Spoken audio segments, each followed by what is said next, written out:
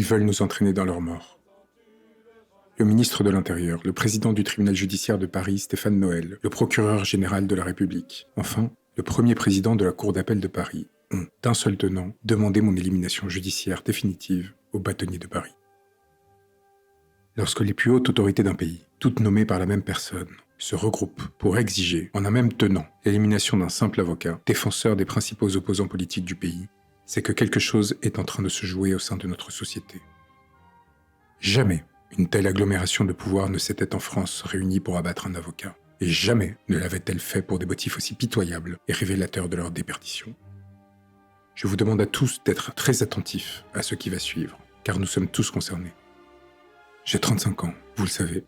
J'ai été et demeure le représentant de personnes qui ont risqué leur vie pour s'opposer au pouvoir en place et protéger ceux que ce pouvoir ciblait.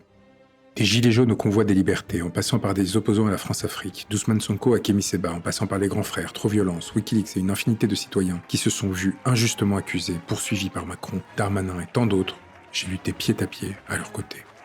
Au procès de l'attentat de Nice, auprès de victimes, contre l'hypocrisie de ce procès Potemkin au service de l'impunité d'État, de Bernard Cazeneuve à Didier Lallemand, en passant par Bernard Arnault, Xavier Niel, Emmanuel et Brigitte Macron, Gabriel Attal, Gérald Darmanin, Benjamin Griveaux, j'ai mené contre les plus puissants de nos terres une infinité de combats judiciaires pour défendre les plus faibles de notre société.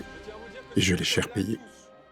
Parce que les confrères qui ont plaidé ce jour, avec des mots qui m'ont ému aux larmes, et qui devraient émouvoir chacun des Français qui ont eu la chance d'y assister, parce qu'ils montrent les liens qui demeurent. Ces êtres ont vécu la torture, les poursuites. Il est difficile de concevoir ce que, après s'être attaqué à la CIA et l'Empire états-unien, aux côtés de Wikileaks et Julian Assange, cela fait que de s'attaquer au maître de son propre pays. Ce que cela fait dès l'âge de 26 ans, que d'être fiché et suivi par la DGSI, jusqu'en des déplacements à l'autre bout de la Terre, pour défendre des êtres qui n'avaient pour tort que de penser et de militer. Que mon honneur et mon bonheur est d'appartenir à votre peuple.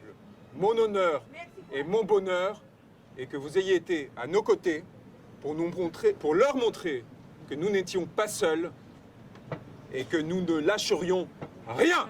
Ce que cela implique que d'aller traquer la corruption jusqu'au tréfonds du Centrafrique, en des mines abandonnées d'Areva ayant englouti 4 milliards d'euros. Traverser sur une poutre la mer Rouge pour se rendre auprès des Houthis au Yémen, défendre des victimes palestiniennes à la Cour pénale internationale, se faire enlever, menotter, cagouler, puis incarcérer auprès de l'aurore du monde, à Rebeuss, sur la corniche de Dakar, accusé de crimes faisant encourir la perpétuité. Puis de s'attaquer aux intouchables, à cette caste qui nous a fréquentés, invités, dorlotés, chouchoutés, ces oligarques qui, avinés, dévorent tout, avec leur appétit insatiable, leur lippe baveuse et morbide.